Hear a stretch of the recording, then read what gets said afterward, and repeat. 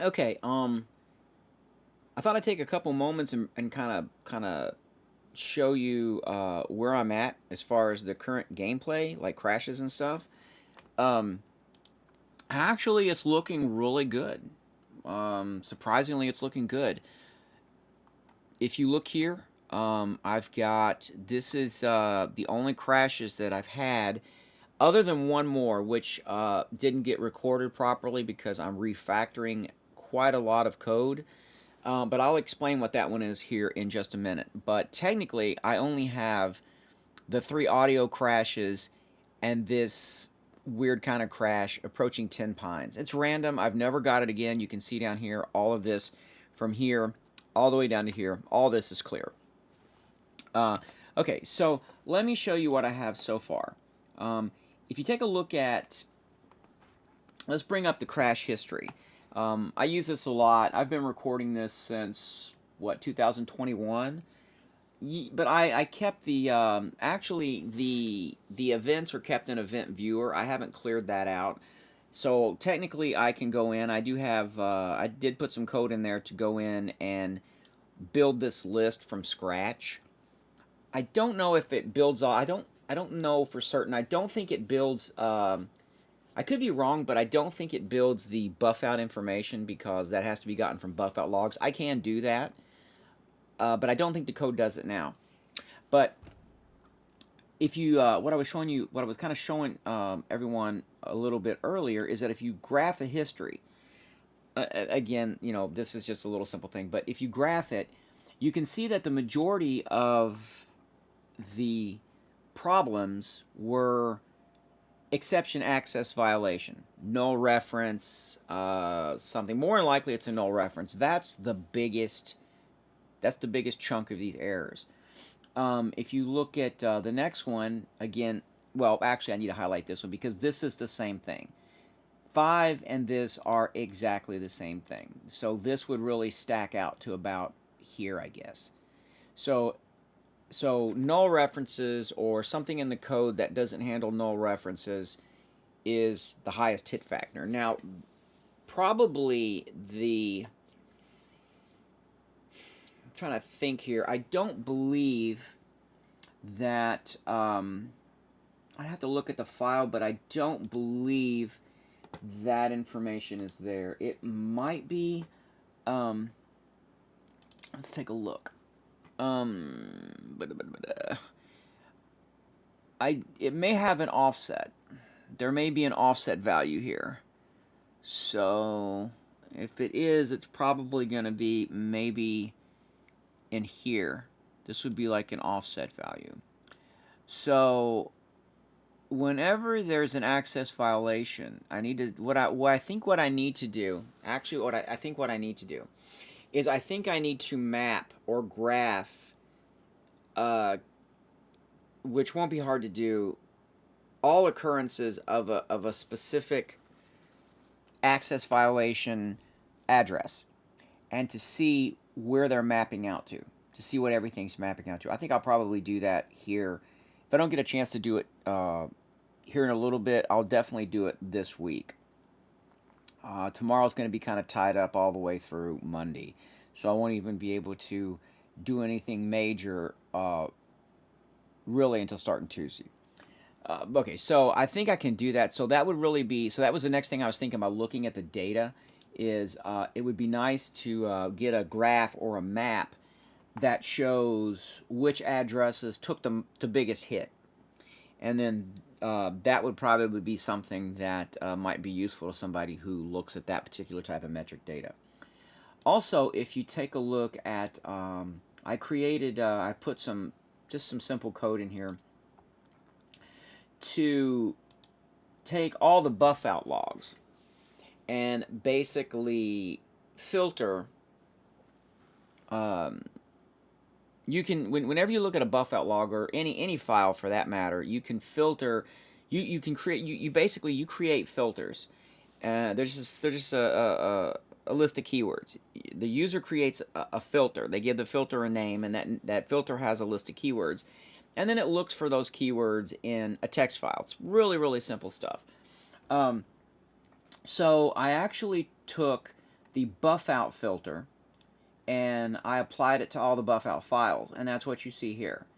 So you literally can see every buff out file and every occurrence of that filter. Now if I go in and add keywords to the filter, then new entries would show up.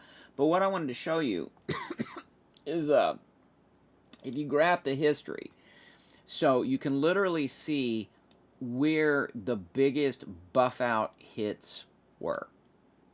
You can see where the biggest ones were. Of course, you can see that kernel base and this is probably the result of something else. So if I take that out of the buff out keyword list, then these will no longer show up. I'll have to rebuild this particular database here, which is what this little report does, is just show you the data that's in the database. But you can see that object cell reference, that has to do with probably NIFs or something. Virtual machine was big. This is when it desyncs. Loose file streams are pretty high up there. You can see they're definitely noticeable. This one here, this would be Windows, but these are the result of something else. Even the audio might be the result of something else. So we can ignore this this MSV CR110 and kernel base and probably this. You can see that the flex release, I'm not sure why that says DL. That's kind of interesting. I must be missing something there. But I'll have to take a look at that. But you can see that the audio had some hits. This was something I was having recently. But this is just the spread. So you can kind of see what the spread is. Exception stack overflow more than likely came from recursive call or something where I add or remove mods that desyncs the papyrus, or some kind of injected list that somehow is reciprocating itself or something similar to that. But that just gives you some idea. And then over here, like I say, if you look at this, it's all clean. I did have one crash down here which didn't get recorded, and what happened is it was let me see, I can take a look at, I tell you what I can do, I can go up here and I believe it's the last one listed. It should be the last one listed because this should be, I rebuilt this. There, let me down to the bottom. Okay, yeah, so here is the I think this was the audio. I believe that was the last one. Or maybe this was... Okay, yeah, this is the last one, because there's the audio one. What happened here, you see where it's got this D3, D11, DLL? That, if I'm not mistaken, is reshade. I believe I had to name reshade D3 D11.dll. And what happened was I was using, and this is the second time this has happened. So whenever I'm using transfer settlements and it is highlighting the objects that it's going to export, it also wants to throw up a progress icon using, I think, HUD framework. It wants to throw that up.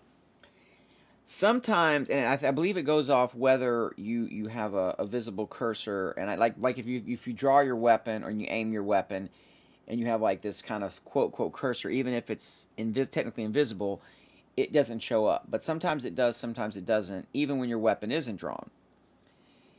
And if when that's happening, I go into my Pip-Boy, so a lot of times, like not a lot of times, but they'll say if you go into your Pip-Boy, it goes faster. However, I'm running Fallout Souls, so it which is up here. Let's see if I can find it. See, I'm running Fallout Souls here, which and I've got it set up so that the only thing that really should stop everything from moving is if you go into, like, you hit escape, which goes into the main menu. And this way, the Pip-Boy, the inventory, things like that, everything keeps going in the background, which is really nice because it's to me it's a little bit more immersive, where I'm gonna have to get to where I can quick slot things. I can do other I need to quick slot stuff, and things like that. Which normally if I'm in the middle of a firefight, time doesn't freeze. I mean, if I'm getting plastered, time has this weird ability to slow down, but just for a brief second. But other than that, so I do so everything still is running in the background. Um, so if I go into my Pip-Boy at the right time, it will crash, and I believe it's the exact same crash here. So I think if I was to not look it up there, I think if I was to look up D3 D11 DLL, there's going to be more than one, and I think this is from a while back. This is back from 2001. So you can see all the occurrences of that. But I believe the more recent ones, I know for a fact the more recent ones were a Pip-Boy issue because I've had it at least twice. So that's probably like an arbitration issue or something like that. But if you can see, as you see, there's no more audio crashes. So the only thing I can think of is maybe rearranging the plugin load order, perhaps. But I think it had to do with. I really think that it had to do with the how reverb for the ambience over the reverb and I think it's reverb and ambience overhaul or audio overhaul.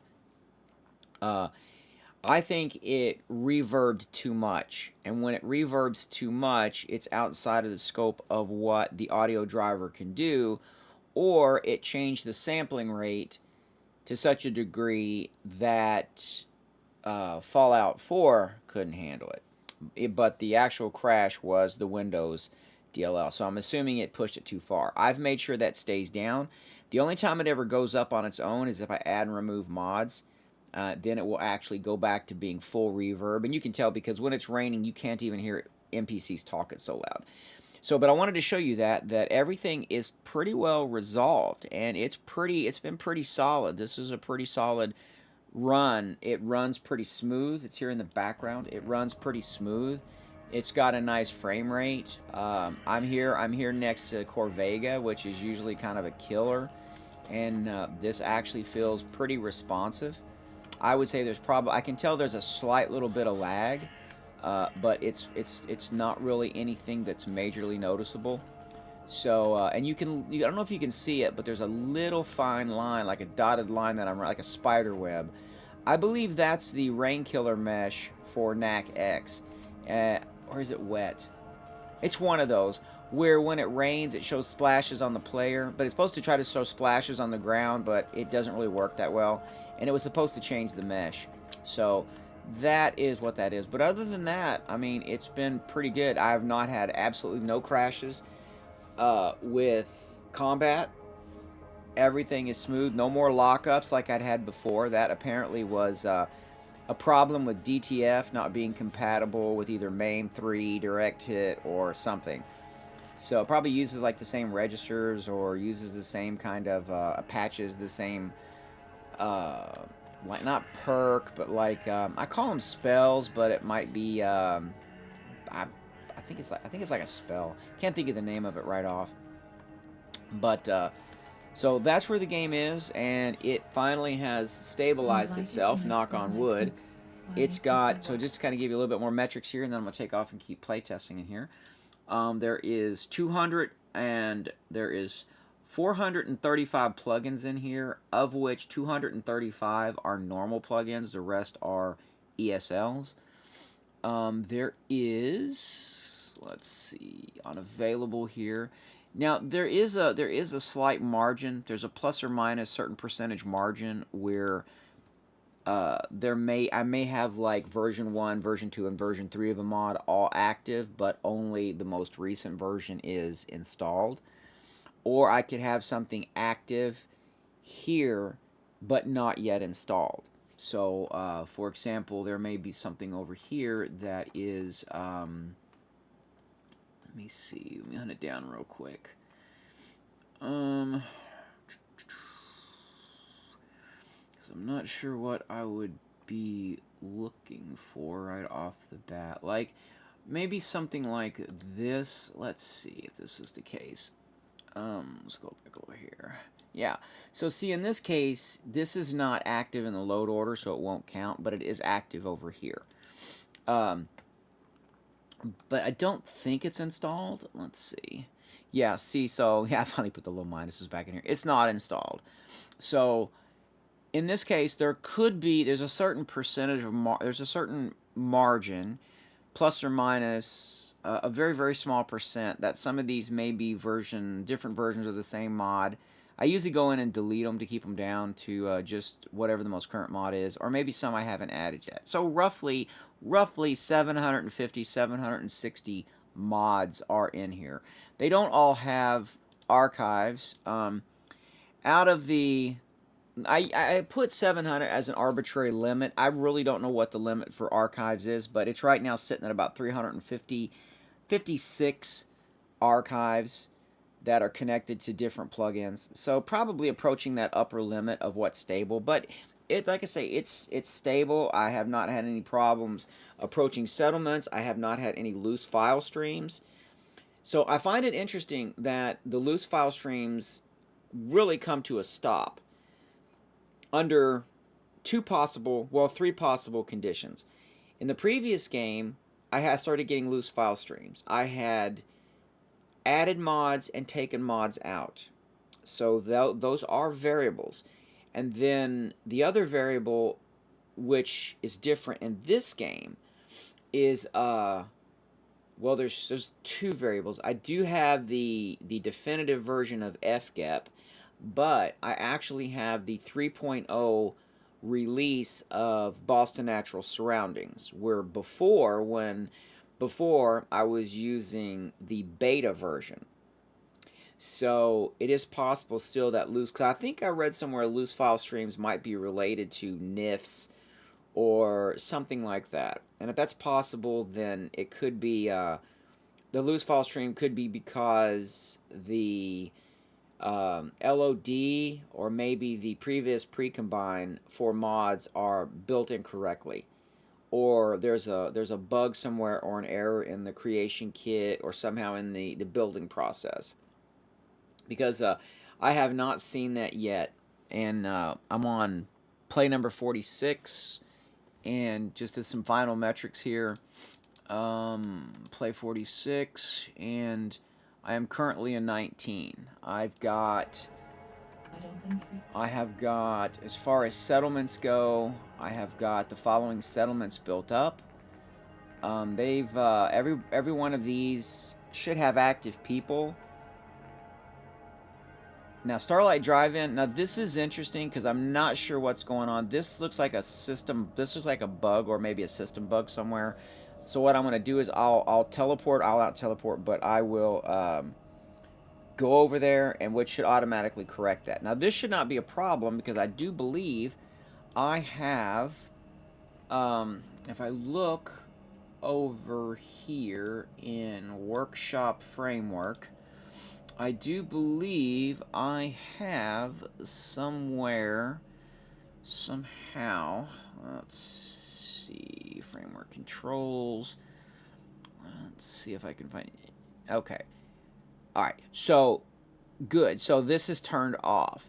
So let me flip this on and see if that, because I was curious if there was a difference between persistent values and actual values, and I had that turned off, and I did notice there were some differences. So I'm going to turn that back on, and then I've got to go back over there to make sure these values read up, and then I will let you know more on that. But that's where I'm at now. Everything looks good. It's clean, it's crisp and clear. Frame rate's good. Errors are pretty much down to nothing except for some really edge cases. So other than that, yeah, looking good. Hope this helps, and I'll keep trucking away at this and see what I can come up with, and definitely enjoy time off from work.